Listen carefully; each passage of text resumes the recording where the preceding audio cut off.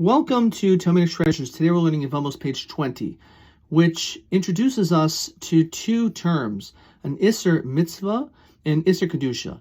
Prohibition of something which is a mitzvah, and also an Isser kedusha, of that of holiness and sanctity. What is this referring to? So these are actually not biblical prohibitions, but rather when it comes to the prohibition of a mitzvah, which then it sounds like a contradiction. A mitzvah is something you're supposed to do. An isser is something forbidden to do. But it's referring to something in which, from the actual Torah, there's no obligation. There's no prohibition. However, when it comes to the rabbis, they came and instituted certain additional restrictions. So therefore, why is it called a mitzvah? So in this, the Talmud says, mitzvah l'shmo diri chachamim.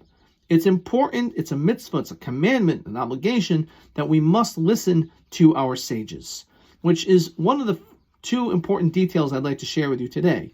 Because when it comes to the studying of the Torah and fulfillment of its mitzvos, it's not enough just to do the 613 mitzvos. There are also rabbinic enactments as well. And it's important to follow those rabbinic laws. But in general, it also has come to tell you that when we have people who are educators or our leaders, it's important to listen to them, to recognize their education, to understand their experience, and therefore to be able to really give ear to what they have to say, because we have what to learn from them. And then it tells us the other term, which is Isser kedusha, sanctity. So what does it mean, a prohibition of holiness or sanctity?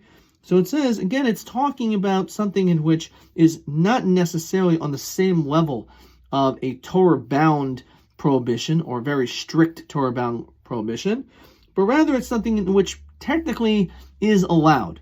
However, it's still considered to be forbidden, and it says, Kadesh atzmacha b'mutalach, that you should sanctify yourself even with things that you are allowed to do, which means there are certain things in the Torah which technically you can get away with, but nonetheless, you should still steer away from them.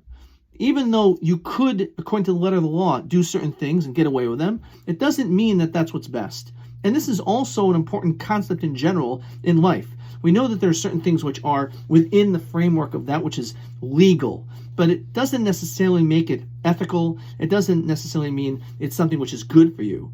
We should not just do things in a way of, okay, I can get away with it, but you have to also look at, in general, certain things that are good for you and things that are best for you in your life.